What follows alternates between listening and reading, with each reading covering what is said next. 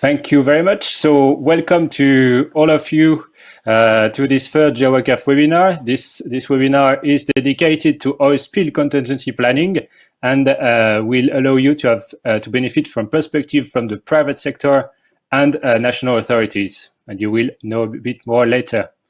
So before we start, just a couple of reminders on what is the GI WACAF and who we are and what we are doing. So we are a project, and our project is called GI WACAF, which stands for the Global Initiative for West, Central and Southern Africa. It was a project that was launched in 2006 by two very important organizations for us, at least, the International Maritime Organization, the IMO, which is the UN specialized agency which deals with everything maritime, including the pollution of the marine environment, and IPCA, which is an association of the oil and gas industry, which deals with a lot of things related to social and environmental performance. So these two organizations decided to start what is called a global initiative, which is, as its name stands for, a global program for to enhance oil spill preparedness and response in various regions of the world, including the West, Central, and Southern Africa region. So our objective as a project is to enhance the capacity of our 22 partner countries. As you can see the map on the bottom right-hand corner of the slide, it's quite a lot of countries, from all the countries basically from Mauritania to South Africa. And we do support these countries to better prepare and respond to marine pollutions. And we do this thanks to national trainings, capacity building activities, and exercises. So yeah, we are a lot on the ground usually, not this year, obviously, because we are under travel restrictions, but we do continue to engage with our audience thanks to this webinar, for example. I think this slide is quite important. It summarizes what is the GI WACAF in a nutshell. So going clockwise from the top, these are just 6 key aspects of GI WACAF. It is a joint endeavor, between the public and private sectors to manage oil spill risks and mitigate associated impacts.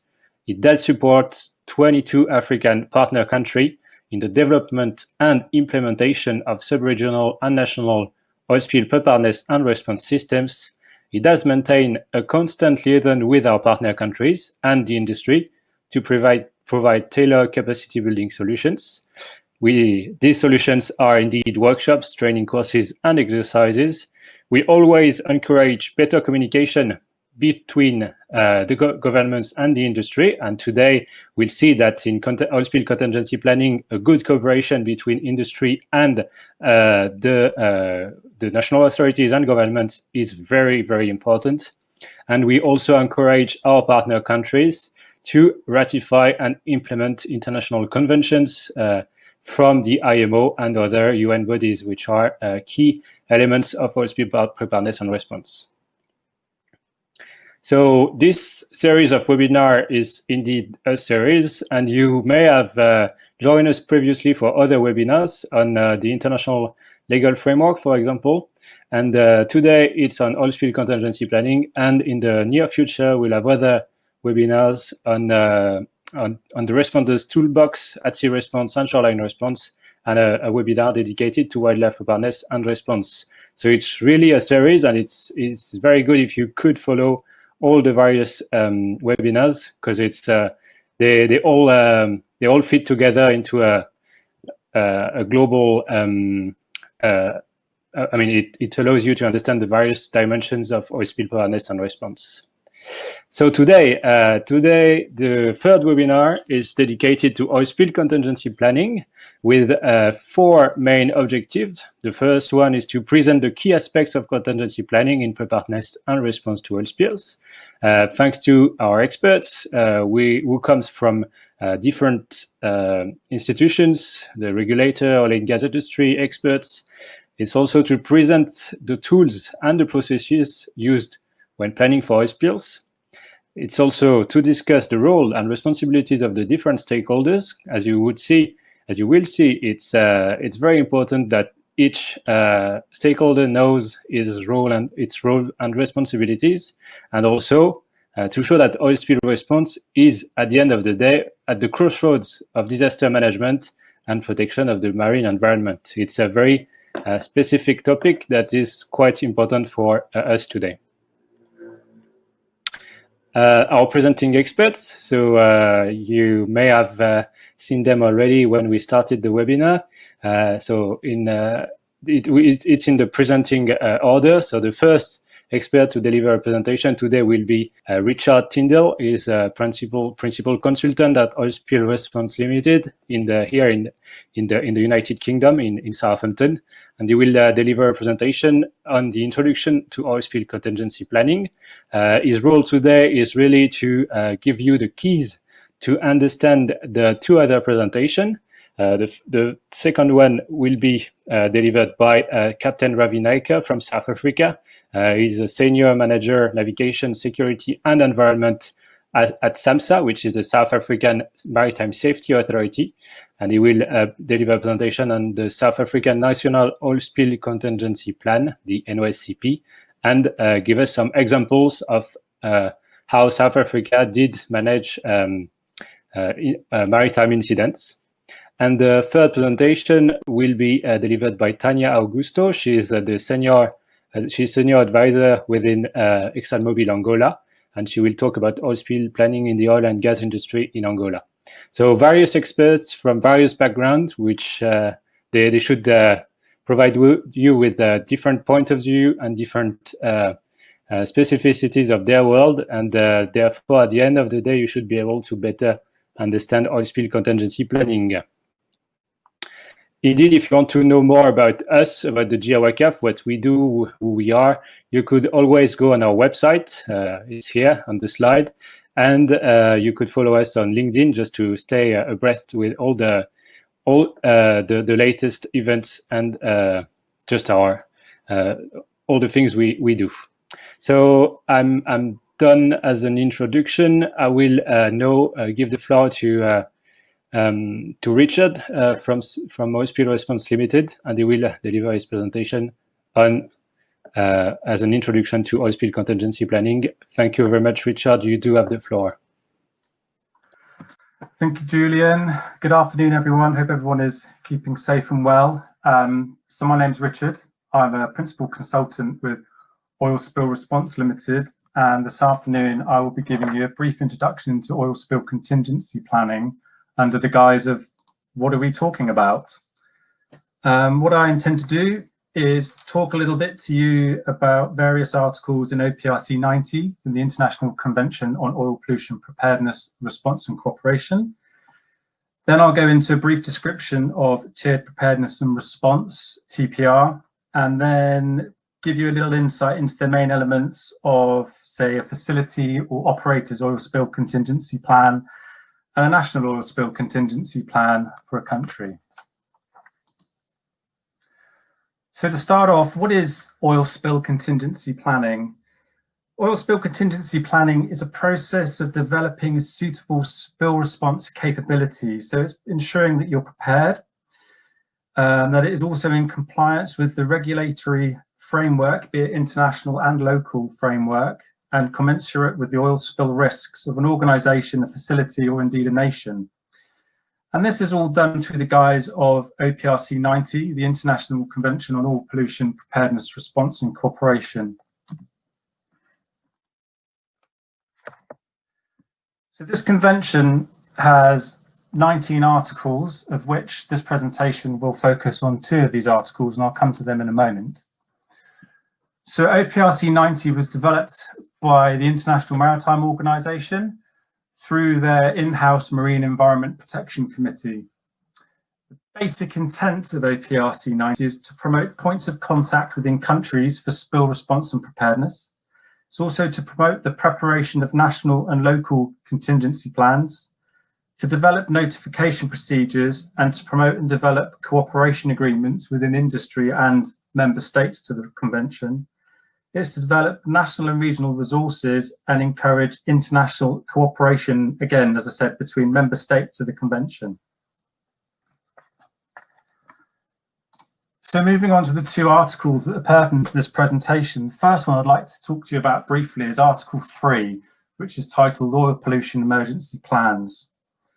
So under this article, it states that each party being the member state who have signed the convention, requires plans for any flagged vessels under their state, any offshore units under its jurisdiction, and authorities or operators in charge of seaports, oil handling facilities under its district jurisdiction dealing with oil products.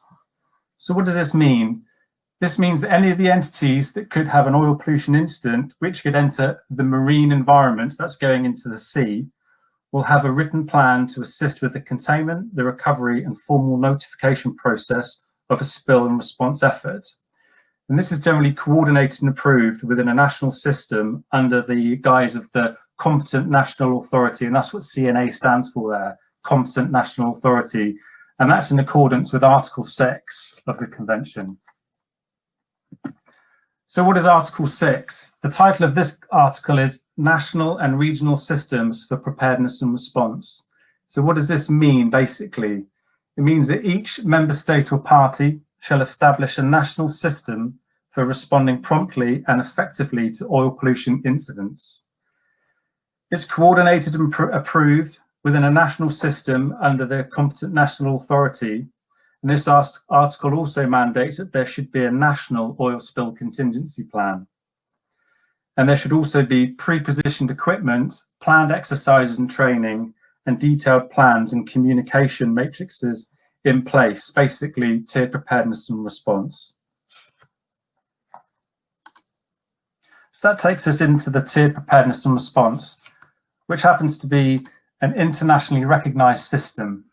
So in accordance with OPRC 90, a competent national authority has a responsibility to understand and devise a country tiered structure for oil spill preparedness and response.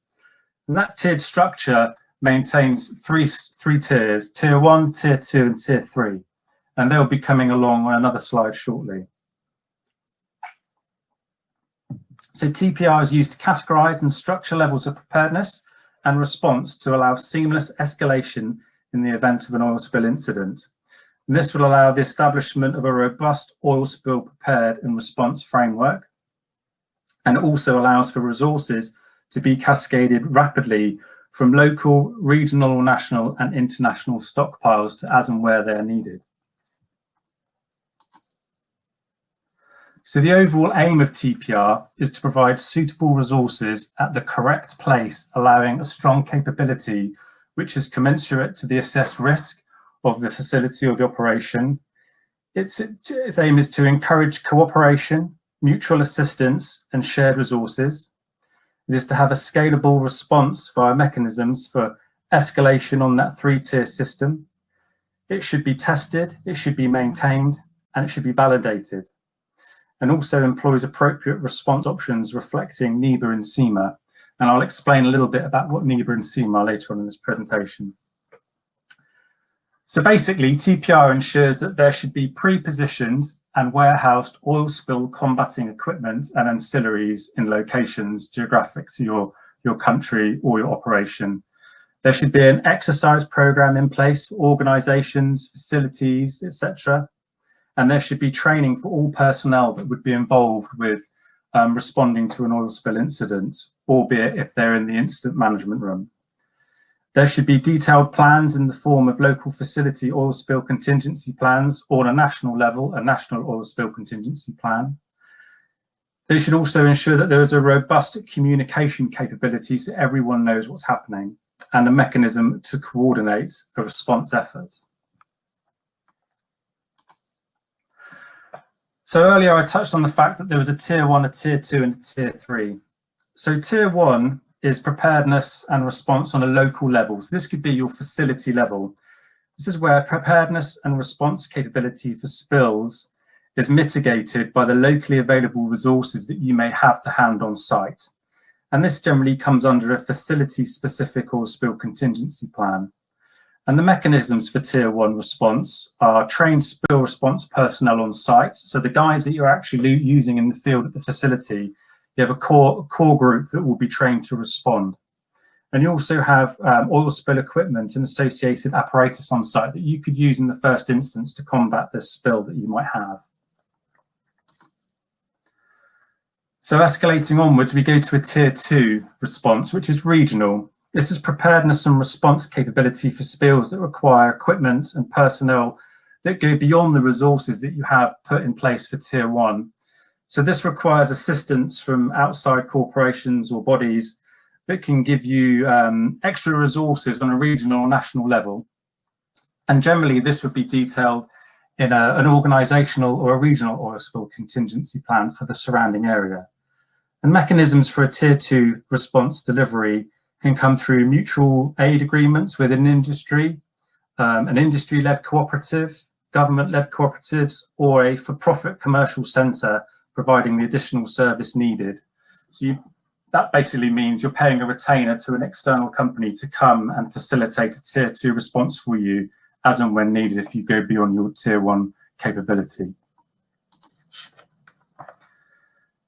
Tier 3, which is the final tier, is on an international or global level. This is a preparedness and response capability which requires resources on an international scale and a mobilization of national and international resources.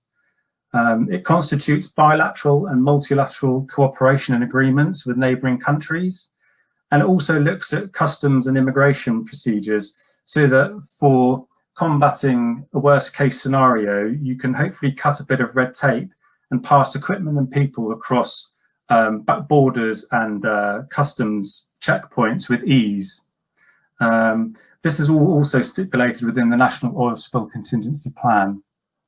And some of these global international bodies that can assist with tier 3 response are Oil Spill Response Limited, written there on the top. Then you've got such people like the Marine Spill Response Corporation, Clean Caribbean and Americas, etc., etc. And there at the bottom, we've got the Global Response Network, which is a collaboration group of most of those companies mentioned above from around the world, where you can seek advice and assistance from. Okay, so what is an oil spill contingency plan from a facility and an operator's point of view? So first of all, it's a critical plan full of information needed as and when. So why do we need this? We need this because of a legislative requirement. What's been put in place in your national legislation? It's in line with the industry good practices. It allows you to have a better control of an incident if one were to happen. So it tells you what could happen and how it could happen. It highlights exactly what tiered capability you have as a facility or an operation and who your tier 2 or possible tier 3 responder would be. It delegates roles and responsibilities to members within the team, that be it the management team or the response team in the field. It ensures an effective response to a situation that could occur, and also allows for the correct use of response techniques because you would have focused and looked at this during your preparation of your plan. So who's involved in this planning process? It's the community, the government bodies and the industry. So facilities, the neighbouring facilities to your operation, the competent national authority, non-governmental organisations, governmental bodies, all the stakeholders that you can think of should be involved in a plan.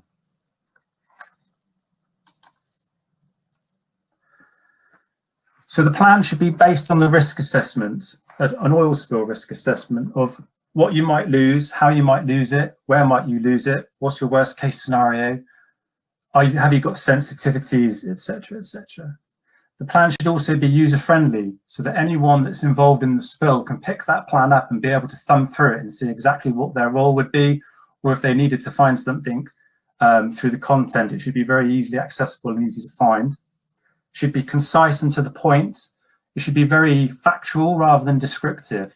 It should be adaptable to change if your facility changes or your operations change.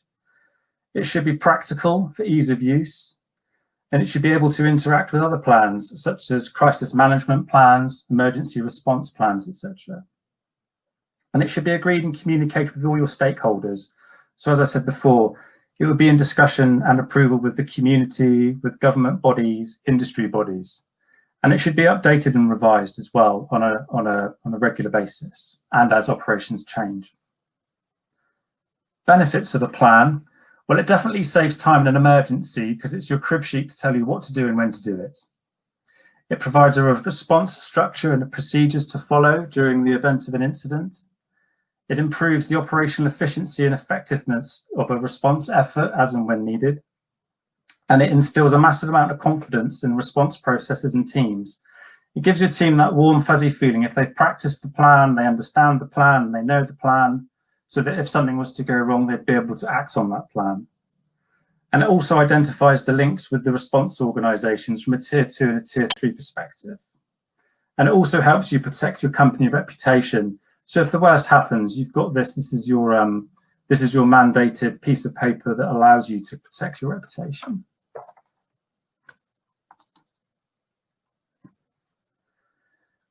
So the key to preparedness for all spill contingency plan is made up of 4 core components.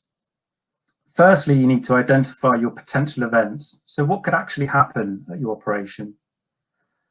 You then plan your scenarios. So what's most likely to happen? You could have hundreds of scenarios that could happen, but what's the most likely ones that could happen? You then develop the response strategies to combat those incidents that could happen. And then you ensure the provision of resources for that strategy. Do you actually have the resources you need to combat that scenario through your strategy? Okay. Using all the information you've got from those 4 key components, you can then step into the planning process and begin to prep your plan. So as you can see from this diagram, you've got that orange band and that blue band, and they encompass 6 key components to preparing a plan through the process. So you have your outer ring of your regulatory framework, then your inner ring, the stakeholder engagement, and then moving from 1 through to 6, you have scenario development, strategy development, response capability, preparation of plan, implementation of the plan, and then reviewing and updating the plan. So first of all, regulatory framework. This was the outer band. Okay, so you need to understand what international legislation is implemented in your country through national legislation and regulation. The oil spill contingency plan also needs to require consultation with relevant stakeholders, so your government bodies, your environmental groups, your NGOs. And the OSCP may require approval at a regional and/or national level. We then move to the inner band, which was a stakeholder engagement. So when starting to write your plan, there should be coordination between all those stakeholders. So you as the responsible party, government bodies, industry bodies, local industry bodies to you, communities, fishing communities, anything socio-economic that could be affected, scientific experts, and other potentially impacted stakeholders. And during this process, you should maintain very open communication and very transparent decision-making so everyone is on the same page. And there should also be clarification of policy with realistic expectation.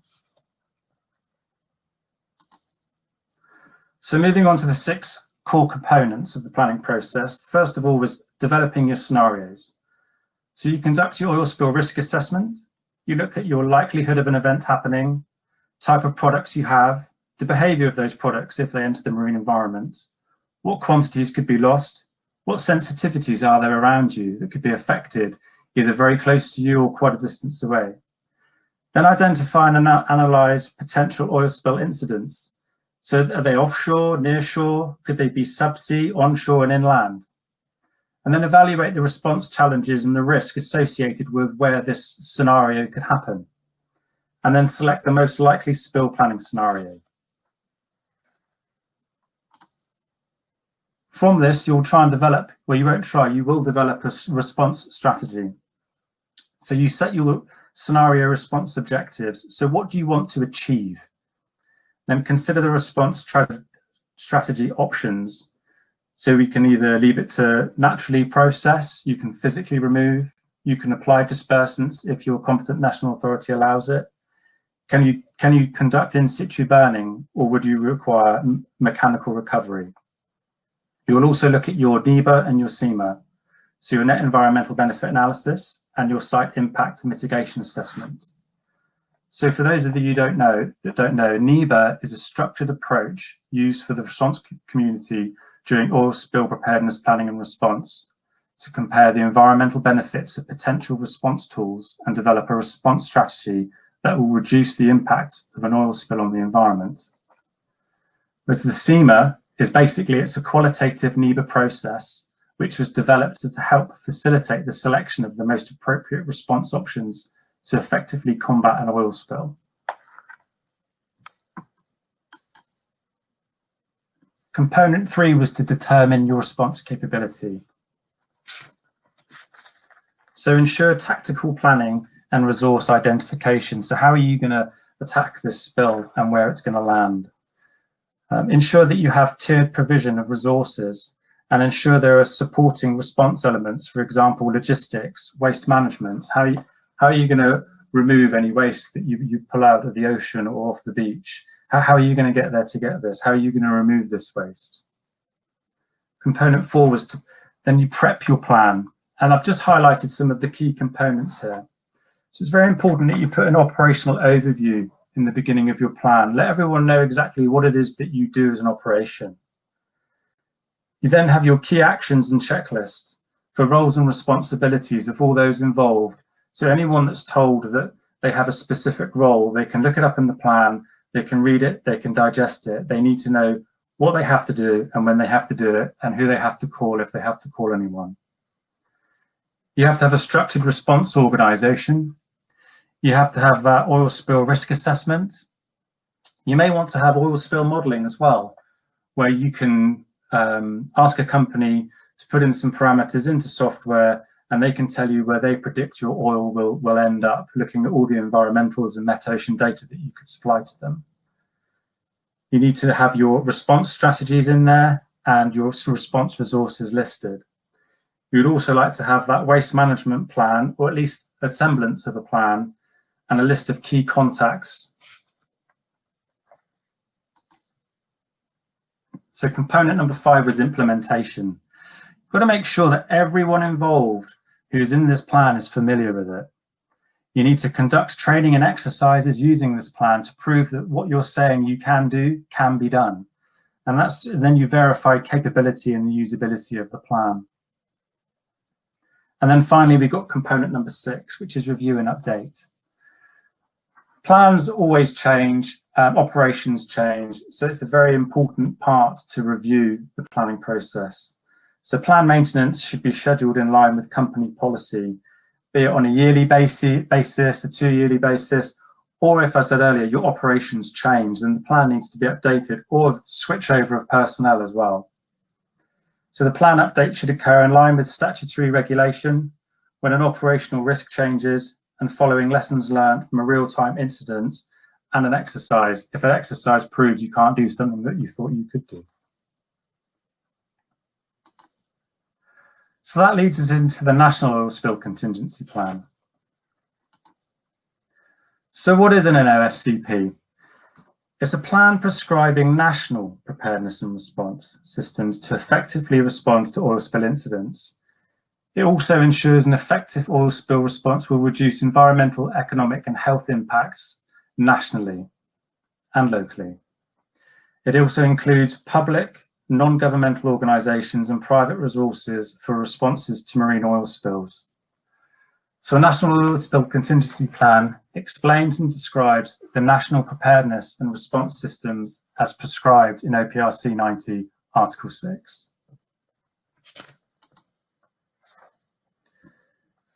So the main objective of a National Spill Contingency Plan is to ensure a coordinated, timely and effective response to oil spills on a national level.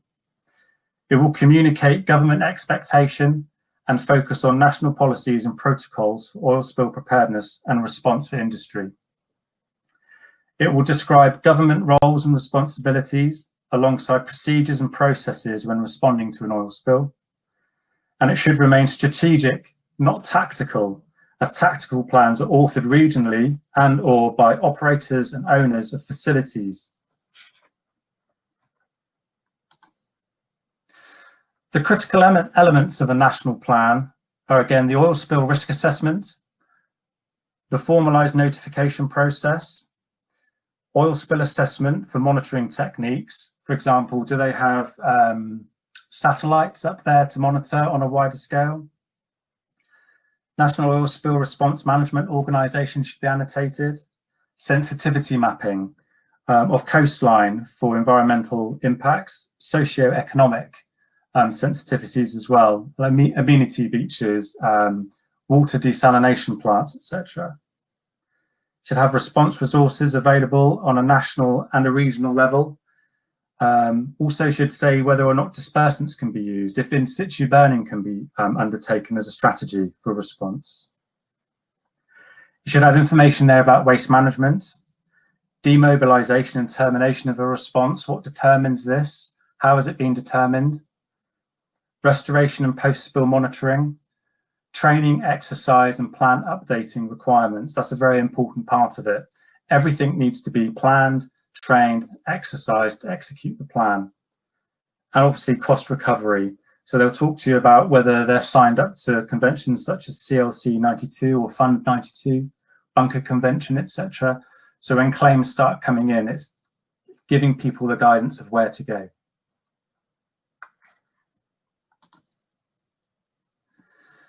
So basically, a National Oil Spill Contingency Plan will provide you with critical information at a national level. It highlights operational plans, and it defines the oil spill response management structures nationally. And it should be readily available prior to a major oil spill. And generally, national oil spill contingency plans are published on the internet. And also remember that the National Oil Spill Contingency Plan should define national policy and roles and responsibilities for oil spill preparedness, planning and response. And it should also highlight legislation that authorises the competent national authority or the lead agency to prepare and implement that plan. Thank you very much for listening. That concludes what I had to say. If you have any questions at the end, I'll be happy to answer. And I'll now pass back to Julian. Thank you very much, Richard, for this presentation. Very concise. Thank you for keeping up with the time. It's very much appreciated. So we do now have a better understanding of what is oil spill contingency planning. We understood that there were plans for operators, there were plans at national levels, and that there are a lot of steps and processes to be respected. And now we will give the floor to Captain Ravi Naika from South Africa. He will explain us what does this oil spill contingency planning mean for national regulator, and especially in South Africa. So thank you very much, Ravi, and the floor is yours. Okay, Julian, thank you. Richard's given us quite a lot of theory around the drafting of an oil spill contingency plan and then the national oil spill contingency plan. So this presentation this afternoon is just to give you context on the aspects of contingency planning in South Africa and the roles and responsibility of the various stakeholders that will be highlighted in one of the case studies that I will be doing later on. So firstly, the content of this presentation is to deal with the NOSP context for South Africa. How was the plan developed? Some of the challenges, some of the lessons that we learned during the development of the document, some of the role of the national authorities in charge, and a dashboard which gives you a list of resources that we have for South Africa. I'll go into more detail on that. And then one of the case studies of a vessel that ran aground in 2011 called the motor tanker Phoenix. And then just a couple of points on the conclusion. So in terms of the way South Africa is located, as you know, southern tip of Africa, and the main objective is to prevent and combat pollution from ships and offshore installations. We have a coastline of some 3,000, just in excess of 3,000 kilometers. We have the Indian Ocean on the east side, and then the Atlantic on the west side, and we're down to the southern seas. So the picture in the bottom of the slide gives you the satellite AIS information of ships transiting off the South African coastline. You see quite an artery from the southern tip down south of Madagascar. So there's a significant number of ships. There's always a threat of passing ships by way of fire, collision, grounding, sinking of vessels that can cause a spill. At any given point in time within South Africa's exclusive economic zone, there could be in the region of 600 vessels at any given point in time. And that's a mix of tankers, general cargo, containers, passenger ships, offshore supply vessels, and so forth. Then we have the risk of fire and blowout from offshore installations that can cause a spill. At the moment, we have just one offshore platform that's in the southern cape of Mossel Bay. It's the gas to liquid platform, and the Petroleum Agency of South Africa has recently provided a number of operator permits for exploration activities off the west part of South Africa as well as the southern part of Africa. So this is an emerging risk, and for that perspective, we needed to make sure that we have a contingency plan that is in place that can assist with these aspects. So how was the plan for South Africa developed? There was a draft version of 2005, and in 2014 there was a national project, government project called Operation Pakisa, and there were 6 laboratories that were established, and one particular laboratory was the offshore oil and gas, and the intention was then to make sure that we have joint emergency government and industry drills. So in 2015, work had started in order to revise the National Oil Spill Contingency Plan, looking at latest technologies and so forth from a South African perspective. So there was a significant amount of work that went in between the period 2015 to 2017 by a working group. And that was, at that stage, the working group was led by the Department of Environmental Affairs. And in 2017, we've established what we call the Interim Incident Management Organizations for South Africa. And that is to look at a whole host of activities, a number of objectives, but specifically on oil spill and all of the work that needs to be done. And some of it that needs to be put in place is what Richard had highlighted in his presentation.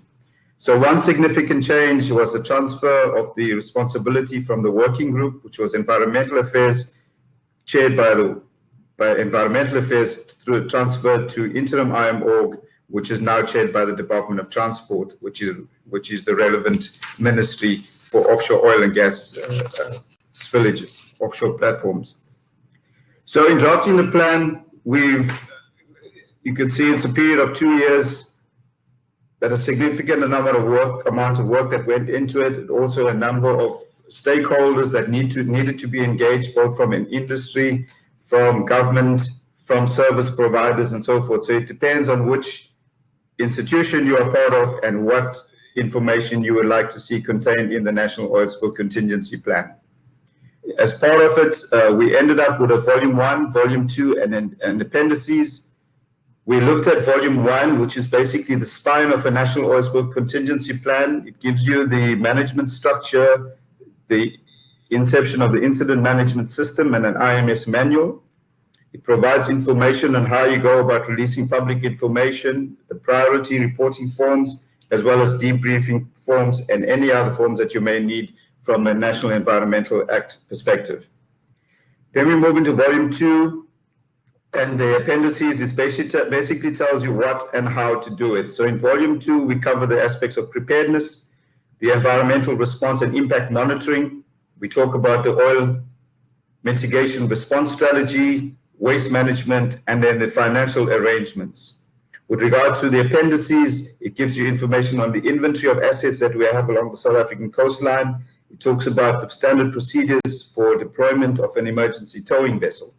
And it also talks on, the appendices also covers the various contingency plans that we may have as we have broken down the South African coastline into different chunks. So the Volume 1 and Volume 2 and appendices, that was the end result as South Africa's National Oil Spill Contingency. We also asked for an international review, and from the GI WACAF and the technical assistance afforded to member states of IMO, we managed to get an international review of our draft plan by both the IPICA and ITOF. So as a result, we ended up with Volume 1, Volume 2, and then the appendices.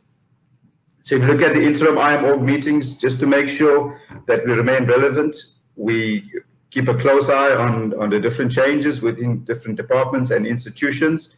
So since 2017, October 2017, we've had 24 interim IMO meetings, and in order to further the work of the IMO meetings, we have broken down into smaller working teams, because on a monthly basis, you need to have additional workshops and so forth. So we've established what we call small working teams, and some of them focus on exercises.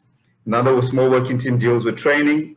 Some deals with standard operating procedures, and some deals with standard operating guidelines. And also the aspect of roadshows that we would need to embark on to make sure that the public is aware of national oil spill contingency plans. Then the challenges that we've seen from a South African perspective is the move from a JOC setup to an incident management system. It's a guideline document that was published by the IMO in 2012, and it provides 5 functions: the incident command, the planning, logistics, operations, and so forth. So we've managed to establish the responsibility of incident command, the responsibility of the planning function in breaking down into finance as well as the operations side. So the IMS is the response strategy, it is the response management structure that we are using for South Africa as a country. One of the challenges is the awareness of training of personnel on IMS 100, 200, 300, and then the function specific. We are dependent on industry when they do provide training, that we make sure that government officials participate in that training. And at the same time, if government sets up training, for example, SAMSA or Department of Transport set up training, then we make sure we invite industry as well. So to make sure that a wide audience is aware of the response model that we are going to be using for the country. The inventory of oil spill resources, we looked at some of the analysis of incidents along the South African coast and the reports of oil spills. So we've created a dashboard just to make sure we have information at a click of a button. There is a slide later on which details some of the different components of the dashboard, and I will present that to you in a few minutes. Then we look at the sensitivity atlas. That is an atlas that was done in the 1980s, and it is up for review. So the Department of Environmental Affairs is now busy in the process of updating our sensitivity atlas.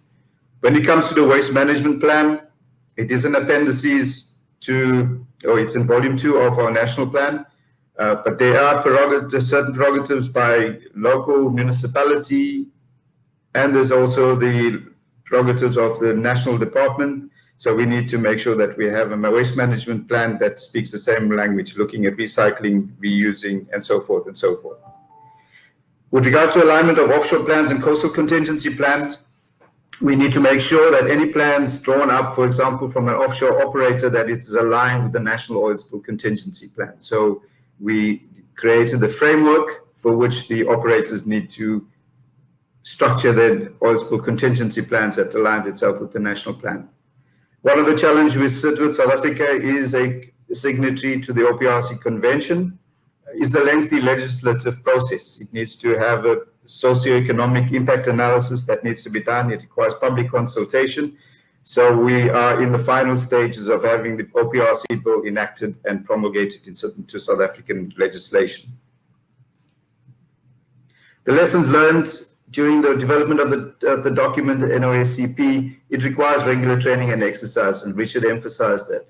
So to date, since 2017, we've had 3 exercises. The last one was in November last year. A number of South African stakeholders participated. It was a desktop exercise, and it was well received based on the principles of IMS. Then we got into the number of stakeholders with varying interests. For example, wildlife. We initially started the journey in 2015 looking at bird life, and along, just as you feel that you have the wildlife plan more or less under control, we have different other stakeholders coming to the fore, and for example on reptiles and turtles, how do you deal with those aspects? So we've had a series of workshops to incorporate different stakeholders from a wildlife perspective. So in October of last year, we had finalized our National Oil Wildlife Contingency Plan for South Africa.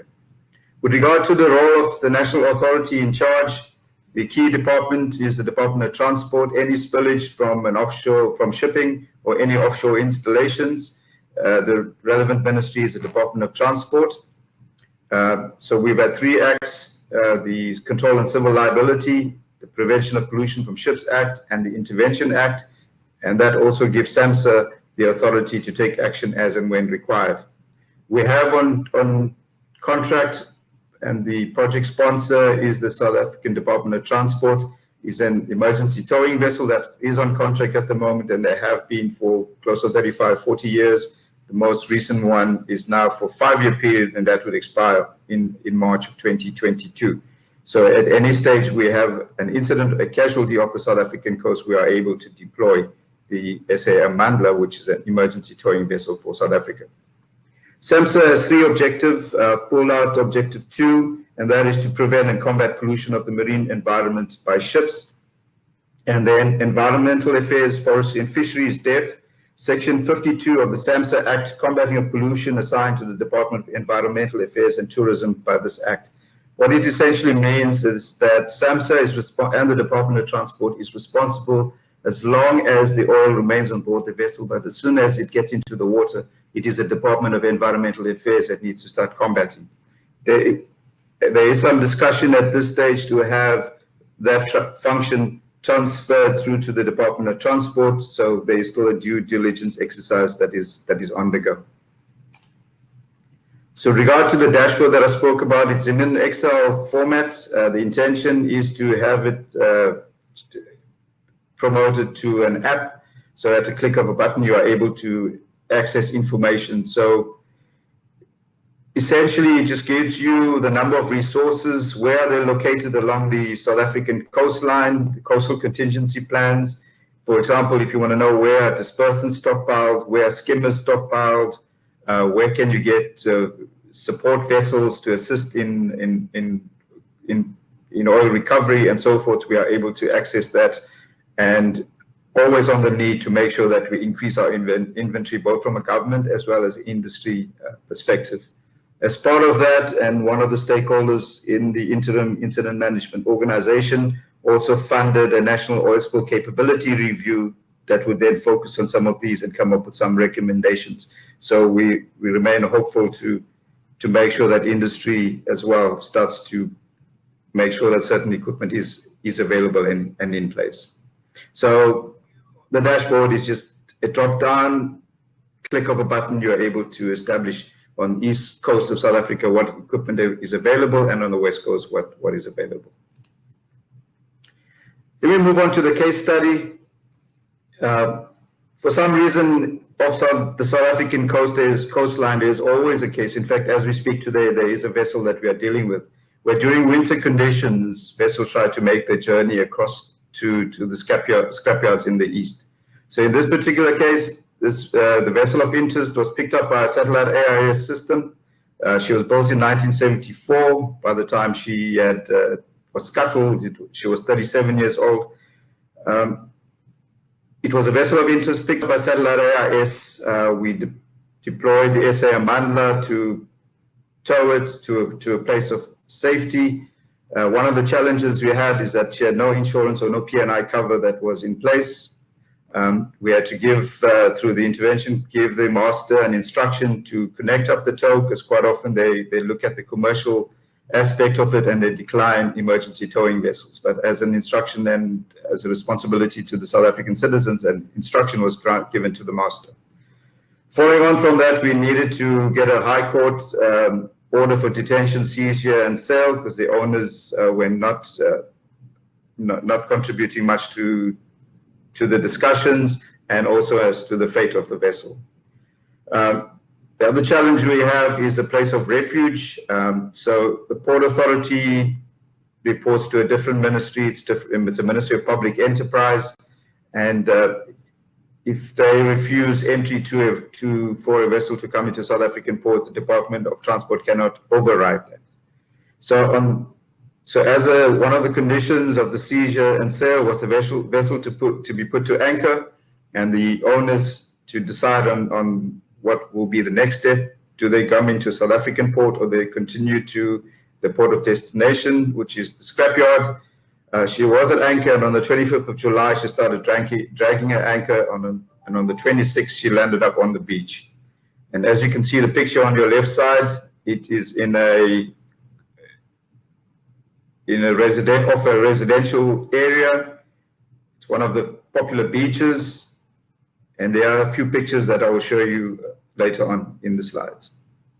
So 15 crew members were airlifted by the South African Air Force. Once the master calls for Mayday, we have responsibility in terms of the SAR Convention to render assistance. So in this case, using the South African Air Force, SAPS, and the Port Authority helicopters, we managed to remove 15 crew members. And at that stage, on board the vessel was some 450 cubic meters of fuel oil, together with some other marine pollutants. So this is a picture of the SA Amandla that's currently on contract to the Department of Transport until 2022. Unfortunately, in the incident of the motor tanker Phoenix, we were unable to connect when she started, connect the tow when she had started to drag anchor. So looking at some of the pictures, the cracks on the hull, gaping hole in the vicinity of the engine room. So it's a vessel that required a lot of patch up in order to be transported or lifted off the beach and then taken somewhere to be scrapped. So the hull integrity obtained by patching and sealing all compartments. Engine room damage could not be patched due to size and elements of the weather. So salvage operations commenced on the 27th of July, and Smith Salvage were appointed as the salvos. One of the challenges is in the position at which the vessel was, is we needed to fly equipment to the vessel by use of helicopters. The priority was also to discharge the fuel oil, and then beach access and crowd control was something that needed to be managed. Once all the fuel oil was discharged and operations to refloat commenced, the manner in which the oil was offloaded was by way of thin hoses that was pumped onto tanks onto the beach, and then from the beach onto road tankers, and they were taken to a recycling plant. It was difficult to have the oil removed from a ship-to-ship aspect. So there were 2 attempts to refloat the vessel. The East Coast is quite prone to big swell conditions. So once the vessel was refloated, the intention was to scuttle, since the owners had abandoned the vessel. And for that purpose, we needed to make sure we have an emergency permit issued by Environmental Affairs. And the vessel was then towed out to sea and sunk off the coast in about 2,000 meters of water. So this illustrates the number of different stakeholders that need to be involved in order, as part of your national oil spill contingency plan. So looking at the pictures from the left side, you can see there's a heavy lift helicopter, and that's one of the challenges we have. There isn't sufficient heavy lift helicopters off the South African coast. Then access to the vessel.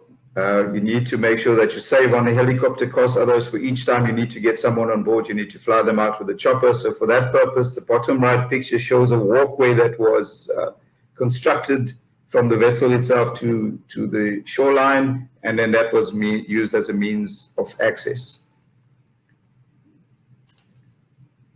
So challenges encountered, you look at the grounding position. It's a popular beach, huge outcry from the public. Then there's no insurance cover for the vessel. It becomes a burden of the state. This particular motor tanker cost the state $2.3 million. And that comes out of a maritime fund. But in most cases, if you use $2.3 million for one vessel, there's very little left for any other activities that you want to engage in.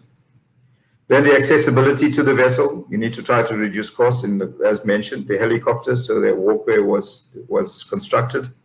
Then we look at aerial support. Heavy lift helicopters are expensive to maintain and expensive to retain on a permanent basis. Then there's an overlapping jurisdiction, the local municipality, the local environmental office always need to have their say when it comes to how do you manage certain pollution aspects. Then there's a recovery of and disposal of oil and marine pollutants. Then there's the prevailing weather and seasonal conditions. At certain times, you're unable to do any activity.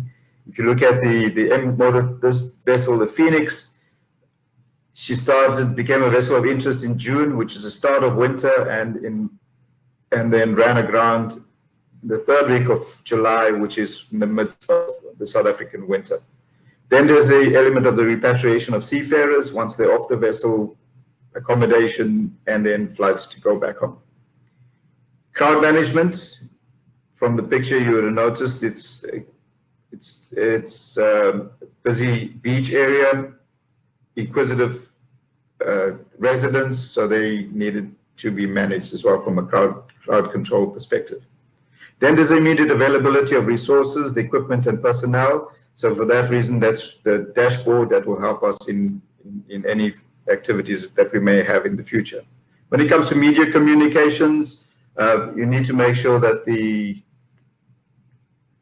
emergency management structure speak with one voice. So media briefings used to, media statements used to be prepared, and once the rest of the stakeholders were satisfied, then media briefings were held so that there's one common voice being shared with the public. So in conclusion, there's a number of roles and responsibilities of various stakeholders. For the Phoenix, there was excellent coordination between the Port Authority, Customs and Immigration, the coastal management, the wildlife, and the salvos, and also intergovernment authorities.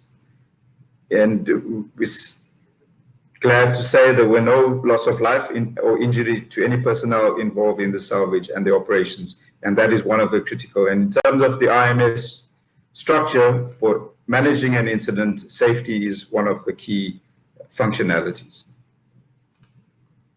Thank you. Thank you very much, Captain Ravi, for this very interesting presentation. Lots of very operational aspects of oil spill contingency planning and contingency planning in general. So it was very much appreciated. Thank you for this one.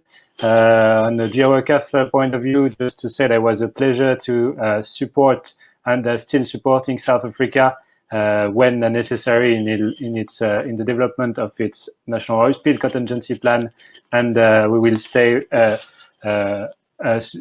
still support South Africa in the future. That's for sure. So we've seen that there is a lot of coordination in oil spill contingency planning between government organizations, government agencies, and there is also a lot of coordination between government agencies and the industry, the oil and gas industry and the maritime industry. And today we have a representative of the oil and gas industry in the person of Tania Augusto. She's, as I said, a senior advisor within ExxonMobil Angola, and she will deliver a presentation on oil spill contingency planning in the oil and gas industry in Angola. So thank you very much in advance, Tania, and the floor is yours. Thank you. Thank you, Julian, and thank you the preceding presenters. So definitely those two presentations will make my life easier.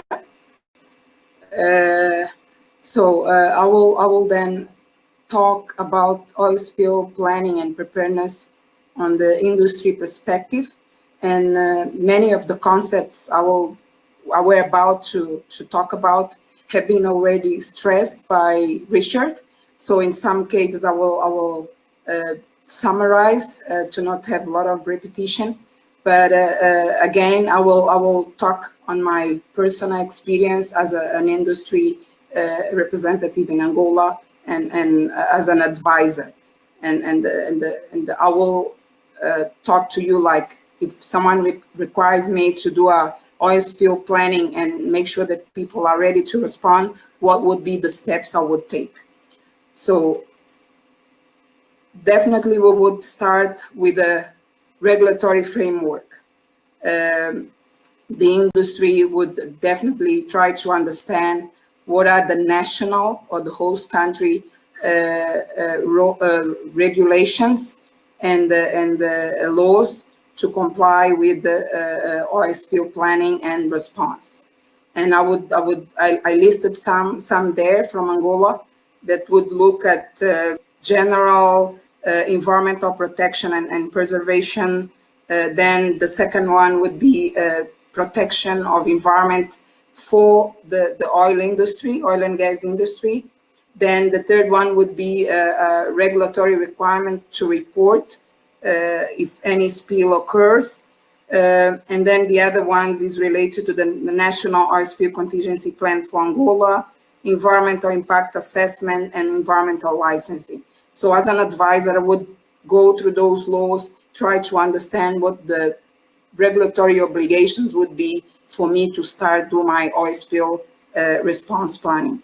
And then also on the right hand side, the international standards. So I wouldn't go details on this one, as Richard mentioned. So oil pollution convention that all countries should have a national oil spill contingency plan. Ships and maritime facilities should have a spill prevention plan, and some other related to the claims and compensation in case of an oil spill. So after understanding all the regulatory framework on oil spill planning and response, so industry do have risk assessment processes, and again, Richard mentioned that would assess all the high risk activities on the oil and gas industry. And from those risk assessments, we would definitely identify, operating offshore or even onshore, we would identify scenarios that have a environmental consequence. In this case would be the spill or any gas release. But we are looking for planning for oil spill. So after I work with my colleagues on risk assessment and have all the scenarios, high risk scenarios, I would then identify the ones that have a high probability and high consequence on environmental consequences. So I would take those and study them. And something I would like to highlight here, although the probability of those big spills to happen become lower due to the industry developments, technology, prevention measures, but definitely when they happen, they are really costly and have high consequence. So industry need to continue to look not just the probability of those incidents to happen, but also on the consequences. Okay. Moving on, so we identify our high risk hypothetical scenario, and for most of the offshore operators would be subsea well uncontrolled release. This is an example of one of high risk scenario, which we did detailed studies on this scenario, from identifying preventive measures or barriers to prevent this to happen, and also mitigative barriers to respond in case it happens. And one of the detailed studies that we do is definitely the spill trajectory modeling to let us understand what would be the behavior of this type of spill if it happens, from time to reach the shore, impact areas to be impacted, the thickness of the oil of the sheen, and all different characteristics or behaviors of the spill. So after we identify the scenario, we do exhaustive studies on those and identify the response, which would be my next slide. And on this one again, Richard went through all the definitions on level 1, level 2. what I would like to emphasize on this one is the tier concept will be mainly categorized by the volume of the spill, resources available and required to respond, the environmental impact, and not less important, the significance and the media interest on the event. Because sometimes we can have a small spill, but depend on where it happens, if it has a media interest or environmental impact, a significant environmental impact, definitely we can move easily a tier 1 as per the volume to our tier 2 response. Okay. On the next one, so we have done our risk assessment, we identify the scenario, we study the scenario, we understand the tier concept on the levels of the spill. Now we really need to outline the strategies, what we planning to do if a spill happens. So number 1, it happens, so let's monitor and evaluate and sample the sheen and do all the observations and monitoring of the sheen. Stop the source and start to apply dispersants. I know that in some countries it's not the most preferred strategy, but as per the studies, being way far from the shore and offshore, weather conditions and all the other factors, sometimes dispersant application, getting the right approvals from authorities and working with the experts would be sometimes the preferred and quicker response. So then if is a big event that we cannot stop the source or treat with the dispersant or any other means, we would definitely start to think about offshore containment and recovery. And on this specific one, definitely the subsea well intervention would be one of those scenarios that we would be start to working on offshore containment and recovery. And with all the strategy and tactics put in place, if we still have the risk to impact the shore, so we need to start to work on the shoreline protection and cleanup. And on this step, definitely the NEBA, the net environmental benefit analysis, would be a key tool for us to understand and prioritize the protection and cleanup strategy for the shoreline. Also, another important strategy and should be considered right at the beginning of the event is waste management. As we all know, if the spill get to the shore, there will be a massive generation of spill that will need to be managed and taken care of. Okay. Next one, so we have our strategy. Let's look at the resources we have available. So first, the in-house required resources as per regulation from the operator studies. So each company has his own strategies and studies and have identified the equipment they need to have in-house as per their scenario. So on the pictures are some of the examples of equipment belonging to the different oil industries or oil companies in Angola. It's not all included, but are some of the examples. So we have the one from Sonangol, from Chevron, and on the next page continue to have some equipment pictures from the other different operators. Okay, on the next level, so the first equipment is mostly tier 1 or on-site resources for each operator.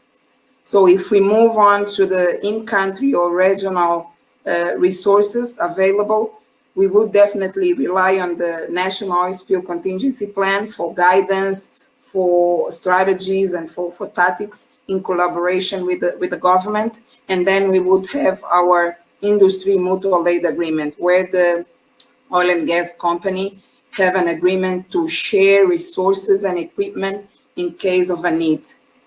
Okay.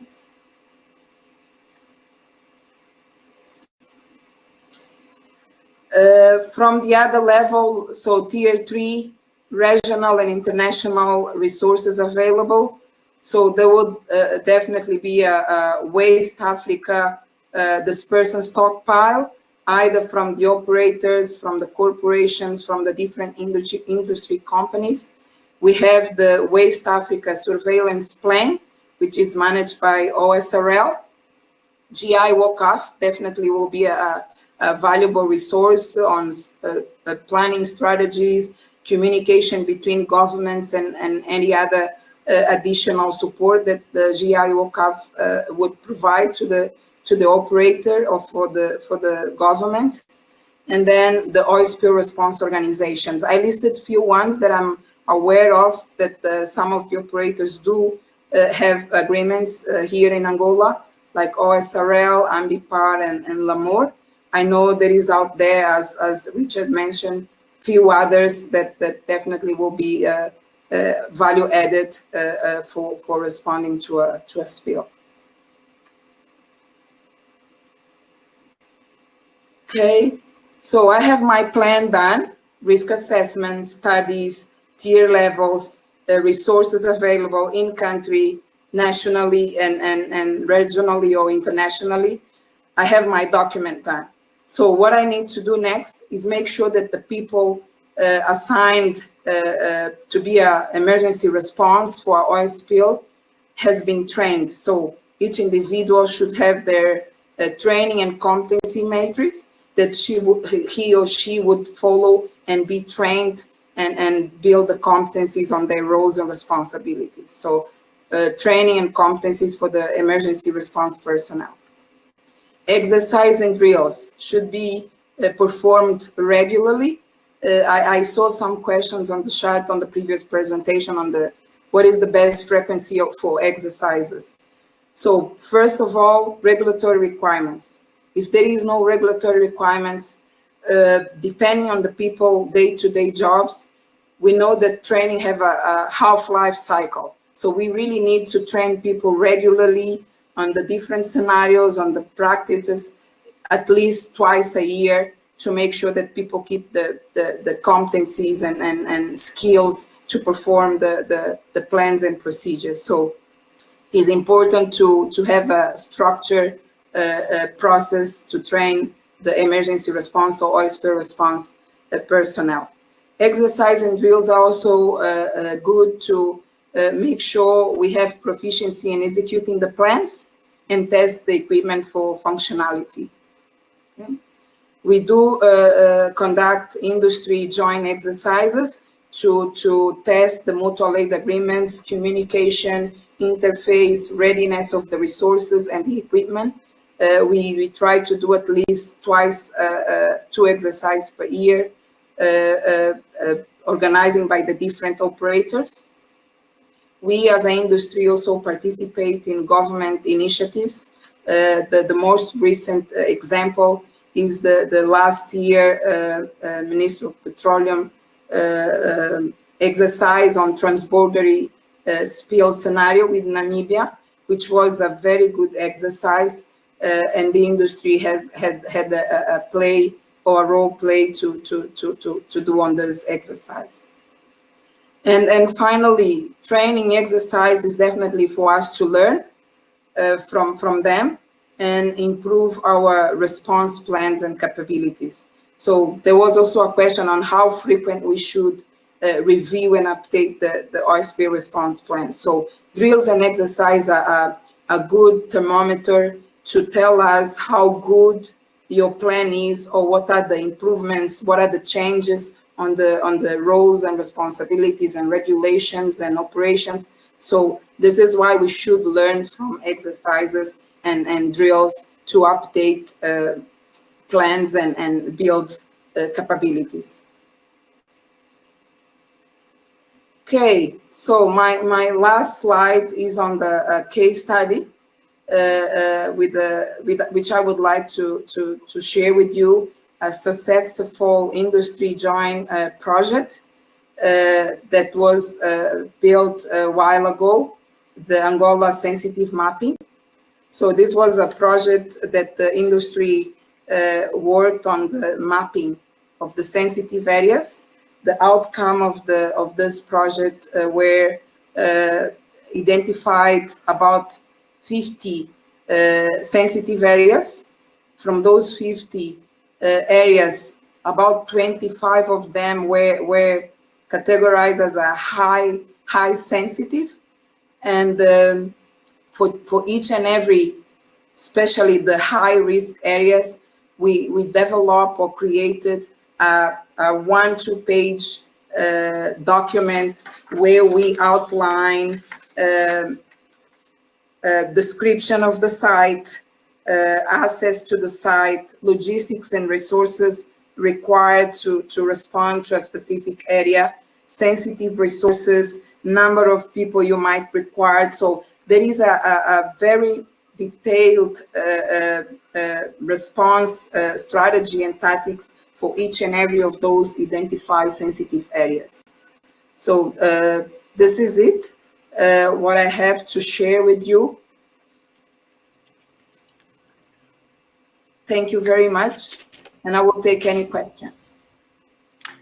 Thank you very much, Tanya. Very informative. Lots of operational aspects of what was discussed by Richard in a more theoretical way. So I think there's very good completion between the various presenters and presentation. I can see that my camera is off, but I would invite the other experts to turn their camera on.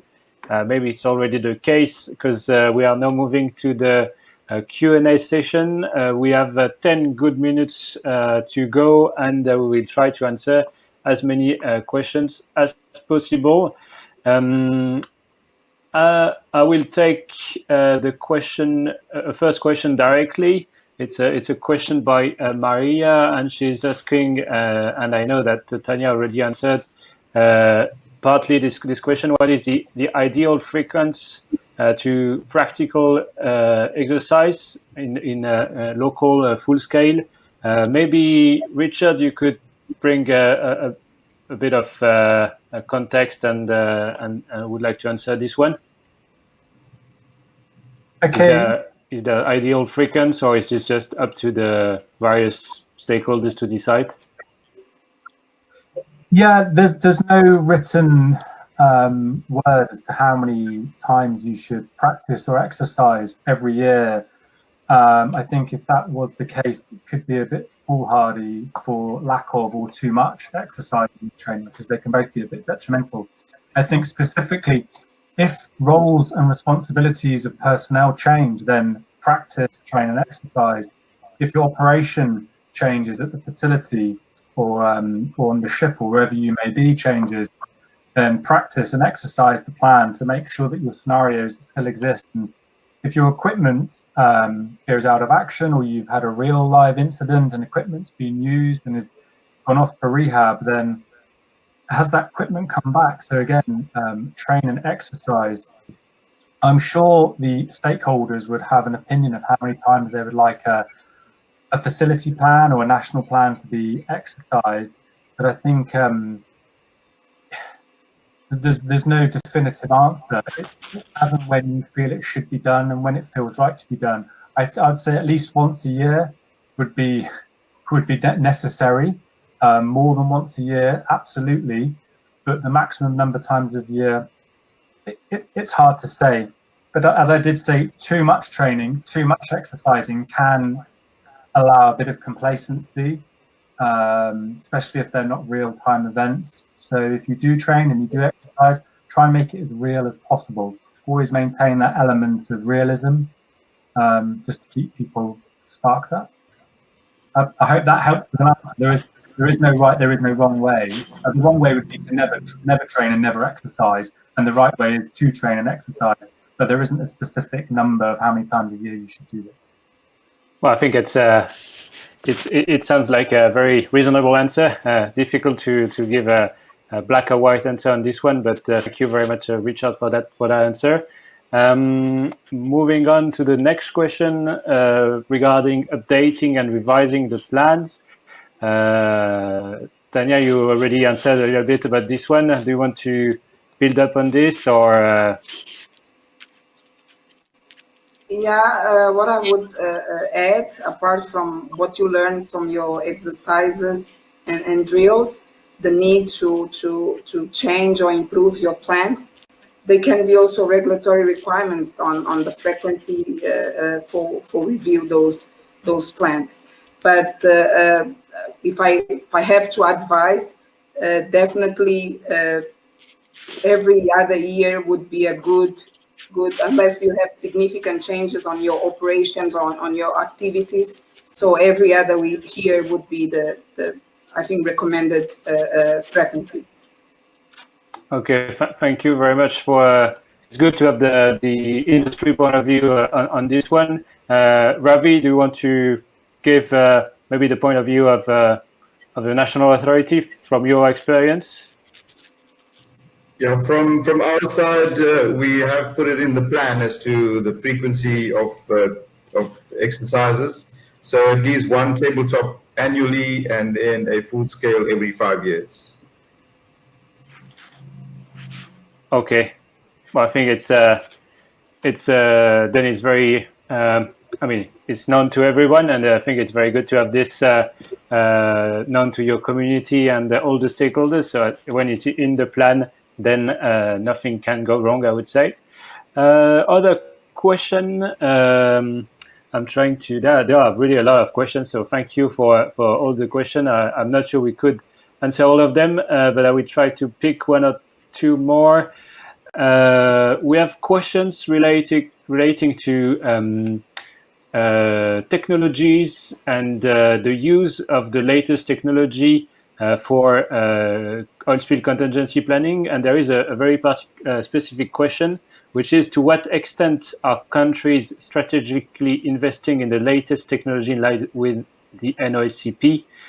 And it's a question, I think, addressed to regulators mostly. I don't know if you have examples, one of you, about what we could call latest technology that are being used, whether for the NOSP or for the oil spill contingency planning in general. I don't know. Does someone have an example to share?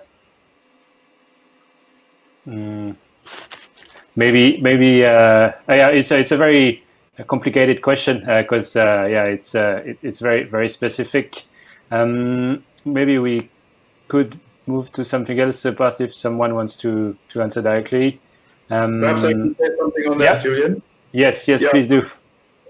I mentioned the South African project, the Operation Pakisa. So one of the platforms that we've established in country is the Oceans and Coast Information Monitoring System. So it is a web-based, so the attendees of today's seminar can actually go into the website. It's OCIMS, and you'll be able to find information on satellite AIS, it's fisheries modeling, as well as there's some information from the Scientific Institute and Research for South Africa. So OSIMS, I can refer you to them, to that website. Thank you. Thank you very much for the answer. And your other intervention on this one. I have another answer, which is directly addressed to you, Richard, from OSRL. Could you elaborate on the use of oil spill trajectory software, and particularly on its accuracy, effectiveness, and latest software technology available in the market now? I mean, it's a very precise question from someone who is probably working in the field of oil spill preparedness and response. Yeah, it's very precise and very expert-led. Unfortunately, I'm not a geomatics consultant within OSRL. We do have a geomatics team that could answer this question a lot better than I can, but I did see that question and I did jot down some answers. I saw, first of all, he was asking about accuracy of oil spill trajectory software. I believe it's very accurate, all dependent on the net ocean data that's supplied to put the model through. You also asked about effectiveness. It can help and be very effective because it can give you possible landing sites It can give you minimal arrival times. It can give you severity of effect for massive oil or possible emulsified products. It can give you seasonal variation and weathering information. It also gives you better effectiveness, and it allows you to direct assets both in an aerial context and a water surface context with vessels and choppers and aeroplanes for spotting and sighting and combating. And it gives you that potential shoreline impact. I do know that for planning purposes, the OSRL, we use a product called Oil Map, which is a 2D model, which can be run very quickly and used up to a 5-day period. And we also advocate OSCA, which is a 3D model, which can be used for subsea plume modeling. Unfortunately, that's as far as my knowledge for modeling goes. As I said, we've got a separate consultancy team, Geomatics, and if anyone wants to get in contact with them, just drop me a line and I can give you the best person to speak to. Thank you very much for that answer, Richard. Any other comment from the experts, or should we move to the next questions? Yeah, I would just quickly comment or add a comment on that. As Richard just mentioned, oil spill trajectory is good for the purpose of planning. We just had our industry meeting yesterday, and there was a safety moment from one of the operators of a recent incident they had, an oil spill, and they used the oil spill modeling to study or to monitor the oil trajectory, and each and every day it was different. And they used the tracking buoy tool, they used the satellite image, and it went way different places because of the weather, the currents here in the coast of Africa. So for planning purpose, we normally use what we call the stochastic studies, which encompasses different long period of time with different weather conditions that will give us the perspective of the spill behavior. So in a real event on a specific time, we really have to run it from scratch, and it might be coincident with what you project from your stochastic, or might not. So for planning purpose, yes, but every time you have a situation, you really need to run it on time by event. That something I would like to share with the team. Thank you. I think it's a very interesting point of view and a very interesting experience that modeling is good, but sometimes nature decides it's going another way. I think it's a great example. Thank you for sharing that. We have the time for maybe one or two more questions, and then we'll have to close the session because it's already 90 minutes. A question maybe for Ravi and South Africa. There is a question by Joseph Diwanga, and he is asking, as the NOSP requires or involves lots of stakeholders, indeed it is the case, is it necessary to have a memorandum of understanding signed amongst the stakeholders in South Africa? Was it the case when you developed the NOSP, or was it just working groups and discussions? Can you hear me? Yeah, the OPRC bill will become an act, and so that'll be a compliance. So in the meantime, what we've requested for departments and stakeholders at the time is a multi-party agreement. So that's what we use at the moment, and those have been signed for cooperation for the interim incident management organization objective and activity. Thank you. Okay. Thank you for your answer. That's very, very clear and concise, a multi-party agreement. Any other comment from the other experts? Are you using memorandum of understanding with the national authorities? Not necessarily, I don't know. It's an open question. Not national authorities, but between the industry that are the mutual aid agreement. And whenever there is a specific project, for example, the case study I presented, the coastal sensitive mapping, it was also a mutual aid agreement signed to share costs and the outcomes of the project. Yes. Okay, thank you very much for this further aspect, and I think that will be the last answer. I'm sorry we cannot answer all the questions, but and there are really a lot of them, so thank you for asking them. I've seen a comment asking if we could digest all the questions and ask in writing to the experts if they can answer. We will try to do this. That's a very good idea. And then we would share it on our LinkedIn or on our website. And it's we've never done this before, but I think it's a good idea given how many questions we do have today. So once again, I would like to thank you all the participants, all the experts for your time and efforts, because it's not only being here today, it's also preparing the slides and discussing quite a lot on how to organize this webinar today. So thank you very much for your time. Thank you also, Emily, my colleague who is monitoring the chat and answering your questions. And she's here today behind the scenes, working hard to make it happen.